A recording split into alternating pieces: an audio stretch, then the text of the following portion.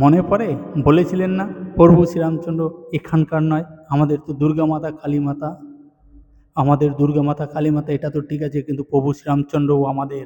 প্রভু শ্রীরামচন্দ্র এখানে না বলেছিলেন, আজকে প্রভু শ্রীরামচন্দ্র সগৌরবে এখানেই এসেছেন। আপনি আউট, আপনার কোনো নাম আতা পাতা কিচ্ছু নেই। আপনি প্রভু শ্রীরামচন্দ্রকে অপমান করে বজরংবলীর কোর্ধানলে এখন পুড়ে মরবেন, আপনি শেষ। বাংলায় বিজেপি ক্ষমতায় এসেছে, আমাদের প্রাণের সরকার এখন গঠিত হবে। বাংলায় জনগণ জেগেছে, তৃণমূল বা সেই রাক্ষস কক্ষসদের বাংলা থেকে ঝেঁটিয়ে বিদায় করার সিদ্ধান্ত বাঙালি নিয়েছে।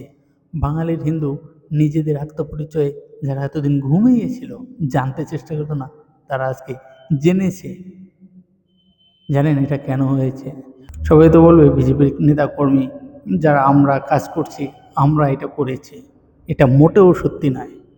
একটা জিনিস শুনে রাখুন, প্রভু শ্রীরামচন্দ্রের নাম যে জায়গায় হয়, মানুষ যদি ভয়ে পড়েও প্রভু শ্রীরামকে ডাকে, জয় শ্রীরাম বলে, সেখানে হনুমানজি বজরংবলী চলে যায়। আরে ভয় পেয়ে আমার প্রভুর নাম নিয়েছে, আমার প্রভুর কেন আসতে হবে? আগে আমি তোকে উদ্ধার করি। হাত বাড়িয়ে দেয় সেই বজরংবলী, যিনি যে জায়গায় রাম কথা হোক, রাম নাম হোক, সেখানেই চলে যায় রাম নাম শুনতে। আর আমাদের পশ্চিমবঙ্গে সেই প্রভু শ্রীরামকে নিয়ে কুৎসা করা হয়েছে, সেই শ্রীরামচন্দ্রের নাম বললে তেড়ে যাওয়া হয়েছে। এই কিরে, কি বললি, কি বললি, সাহস থেকে তো সামনে আয় বলা হয়েছে। ভগবান শ্রীরামচন্দ্র এখানকার না, ভগবান শ্রীরামচন্দ্র আমাদের না। বারবার শ্রীরামচন্দ্রকে ছোট করা হয়েছে। সাহিত্যিক বুদ্ধিজীবীর নামে একজন মেরুদণ্ড শূন্য কুলাঙ্গারকে দিয়ে দিনের পর দিন তাদের পেট পত্রিকায় এগুলো আমাদের মাথায় মগজে ঢুকানো হয়েছে। বজরংবলী যে শ্রীরামচন্দ্রকে এত ভালোবাসে, কোথাও কোনায় বসে কেউ একবার নাম নিলে সেখানে চলে যায়, সেই বজরংবলী এইটা সহ্য করতে পারেনি, পারে না, পারবে না।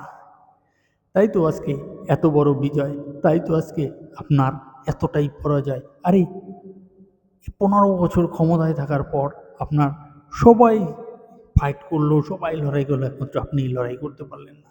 কোথাও আপনার নাম গান ধ্যান কিচ্ছু নেই, সবাই আপনার পিছন ছেড়ে যাচ্ছে, আপনি একা হয়ে যাবেন, আপনি জীবনে প্রচণ্ড কষ্ট পাবেন, কারণ আপনি প্রভু শ্রীরামকে অপমান করেছেন, আমাদের হৃদয়ে আঘাত করেছেন। বজরংবলী আপনাকে ছাড়বে না, বলে দিলাম, আপনি বাঁচতে পারবেন না।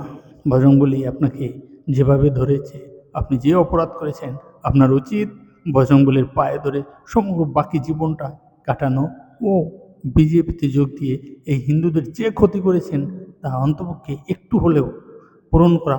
অন্তপক্ষে আপনি কতগুলো সংগঠন তৈরি করেছেন এই হিন্দুদের বিরুদ্ধে, আপনার ওই দুধেল গাইদের জন্য, সেই সংগঠনগুলোর নামটা অন্তপক্ষে বলে দিন বিজেপিকে, আমাদেরকে, যাতে আমরা তার বিরুদ্ধে গিয়ে সেগুলো বন্ধ করতে পারি, কাজ করতে পারি, আর হিন্দুদের আরও উন্নতির ব্যবস্থা করতে পারি। বজরংবলী আপনাকে ছাড়বে না।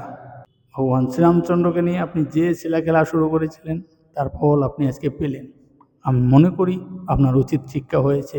আর এতেও যদি আপনাদের শিক্ষা না হয়, তারপরও যদি আপনারা এ নিয়ে বাম, তৃণমূল যেই হন, রামচন্দ্রকে নিয়ে অপমান করার চেষ্টা করেন, তাহলে তাদের ফল এর থেকেও খারাপ হবে। এটা তো উদাহরণস্বরূপ করেছে আমাদের বজরংবলী, দেখিয়ে দিয়েছে যে বেশি বার বেরো না, অহংকারের পতন হয়, অহংকারের পতন হয়, অহংকারের পতন হয়, অহংকারীর পতন হয়।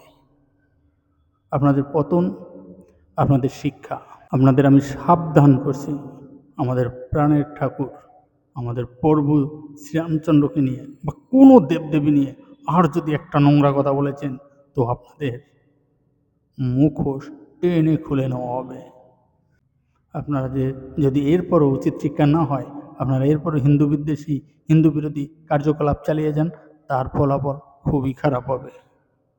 প্রভু শ্রীরামচন্দ্রের অপমানের শোধ তুলেছে।